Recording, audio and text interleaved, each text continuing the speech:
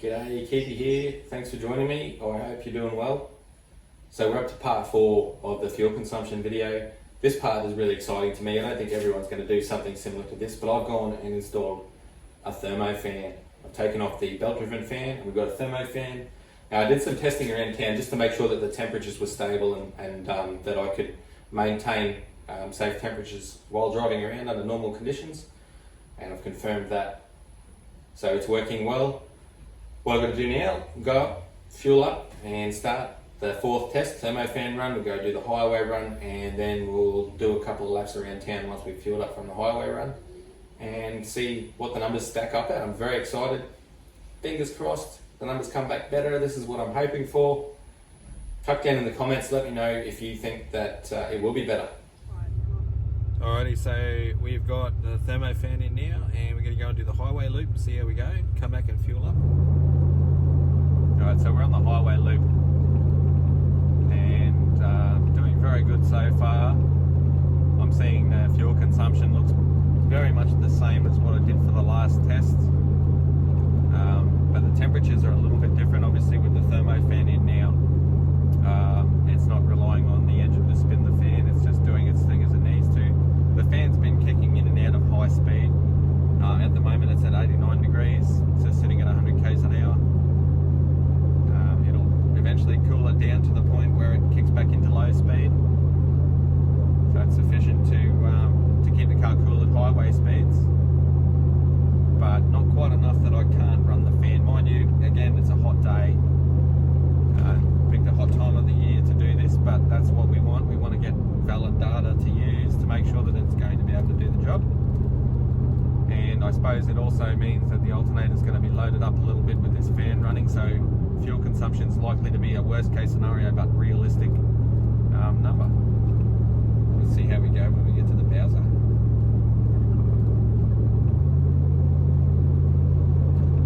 And there hasn't been much drama on this drive. Just been a steady highway run, cruise through. I overtook a car a little bit earlier, about 10 k's ago, but otherwise it's just been pretty seamless, lovely drive. Not a lot of traffic out on the road today.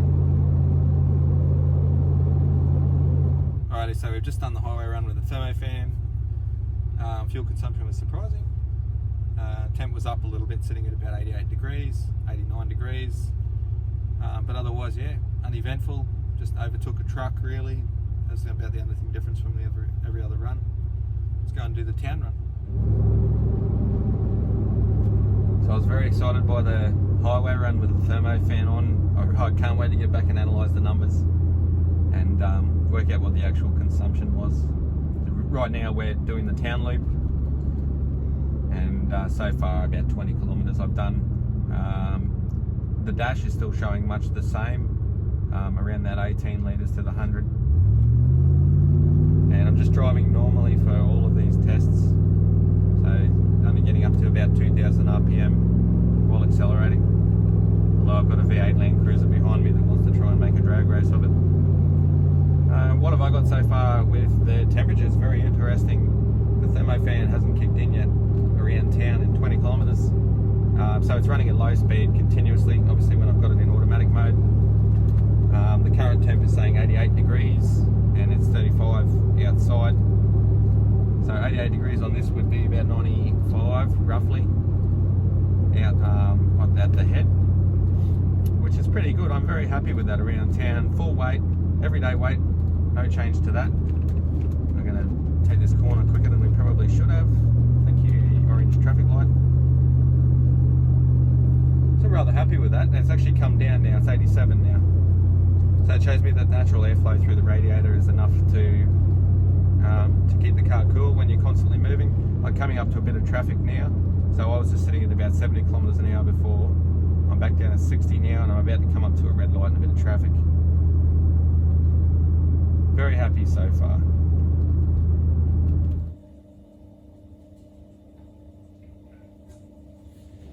Alright, so we're in my lair. Welcome. And it's time to analyse the numbers. This is the part that I think you might have been waiting for, and I'm really excited to take you through. So what we'll do, even though I said it about 1 million times through the other parts because I'm awesome, The highway run we've said was 107 kilometres, measured by the GPS. We took the same run each time for the highway run. The town run was 48.5 kilometres, the same exact run each time, as measured by the GPS. What we did is we measured the litres of fuel taken to fill the car to the first click, and then I held the Bowser for 10 seconds, let it drip dry each time. So we used the distance from the GPS and the fuel from the litres filled into the tank, not from the dash readout, even though I did take the dash readouts. It was more of a comparison thing now. So what we were looking for was the actual fuel that went into the car each time at the same service station, at the same Bowser, albeit on different days. I had a really good time making this.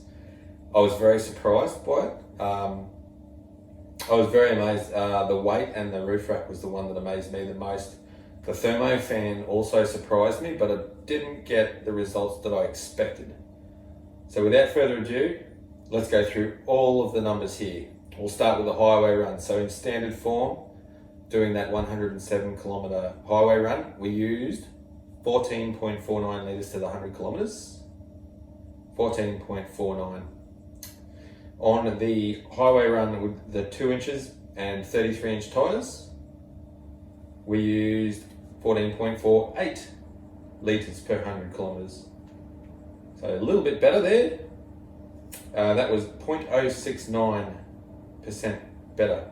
So not even worth mentioning. And then we went and added the roof rack back up there with the solar panel on it.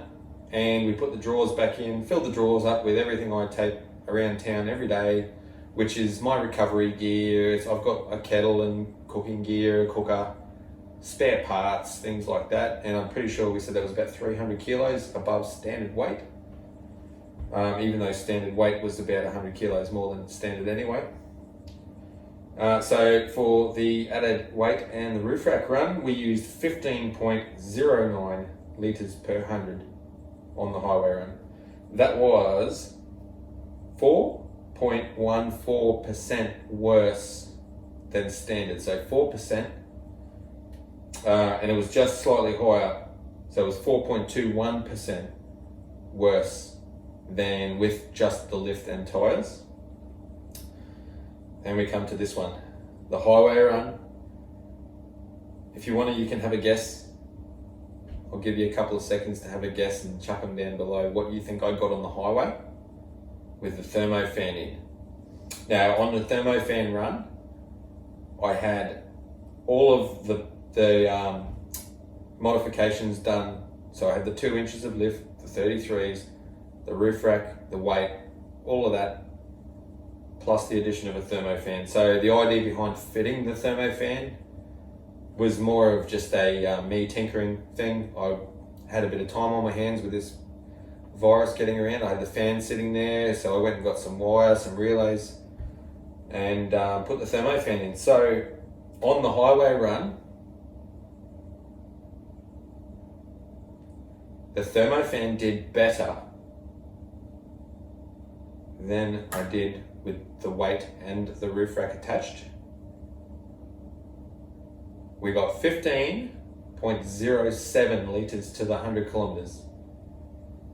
So that over the run without the Thermofan is only 0.133% better on the highway, and it's 4% worse than when the car was standard. So 4% worse than standard, 0.133% better than with the belt-driven fan. So that's very interesting. I was hoping that the Thermofan would be better than the run with the weight and everything like that, because it's not being driven off the crank, it's being driven off the alternator. So in theory, there's less load on the motor when the belt fan's not on there. I was a little bit upset that I couldn't run the highway run and not have the Thermofan running. But as I mentioned at the start of all of these videos, my aim with all of this was to do it at the hottest time of the year which in Townsville, your average daytime temperature in summer is around 35 to 37 degrees, and the humidity is about here. You probably can't even see my hand, it's that high. So it's a very humid place to be, very hot. So the air conditioner's working hard, everything's working really hard to keep the car cool. So these numbers here might be different to what you've got. If you have a Range Rover the same, or let me know if you've got some other kind of four-wheel drive, what your numbers were. Chuck them down below. Actually, you know what I'd be very interested to hear is the diesel guys. And this is the reason that I went through the percentage with you just before. It's a percentage change. So if you were ordinarily getting 10 litres to the 100 and you did all of this stuff, then theoretically, in a perfect world, which is probably not, if you did all of that kind of junk that I've done, you're going to be about 4% worse off once you add all your weight and everything like that. But obviously that's percentages. So if your car weighs less to start off with, then there's going to, everything's different.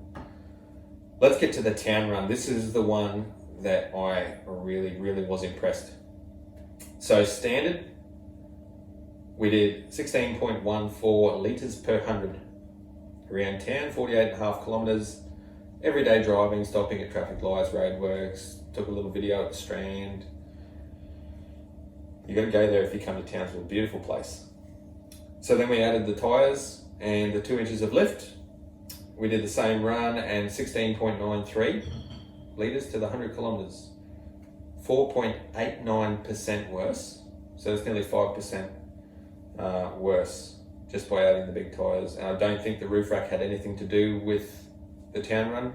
It weighs next to nothing, and we didn't go fast enough anyway to get some form of wind resistance, really. I don't think. Then we added all the weight and everything again, and we put the roof rack back on. 17.5 litres to the 100 around town. So the big thing there, I think, is definitely the weight. That was 0.63 litres per 100 worse than with just the tyres and the lift. That's quite a lot.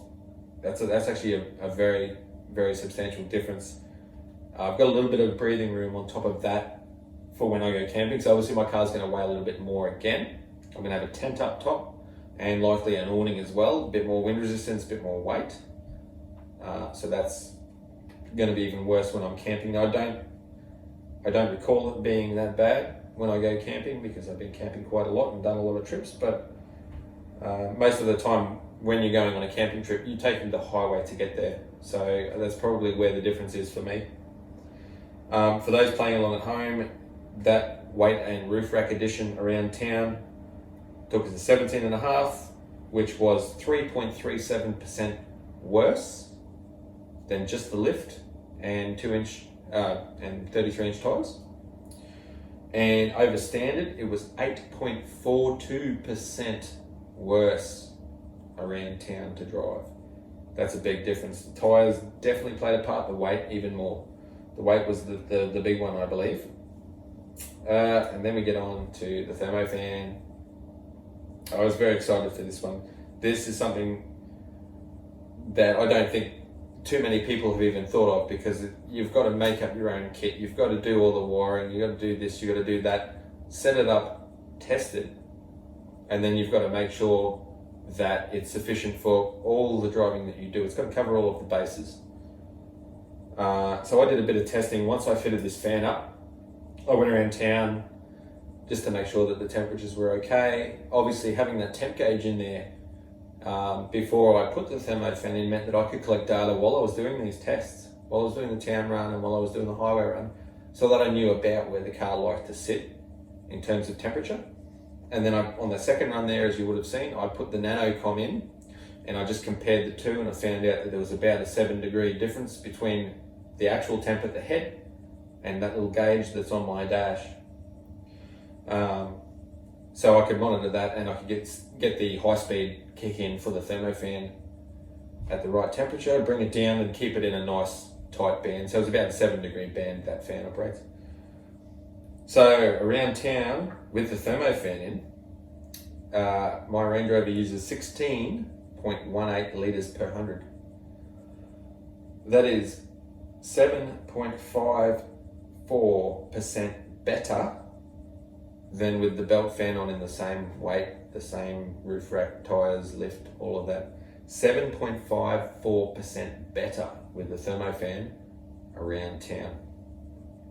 That is amazing.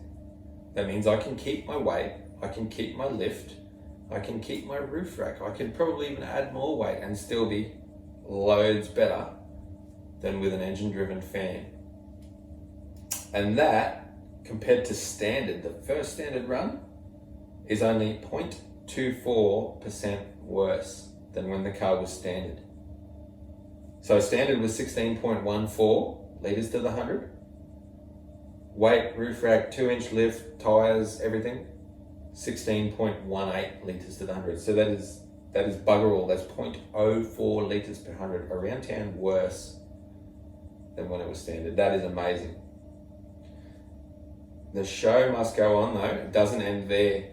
If you stay tuned over the coming weeks, I'm actually in the process now of prepping up the videos for you for the installation of that Thermofan. For anyone who's interested in doing it, you don't have to have a Range Rover the same as mine, but if you want to see what I did, how I went about it, how I set it up, it's actually pretty tricky.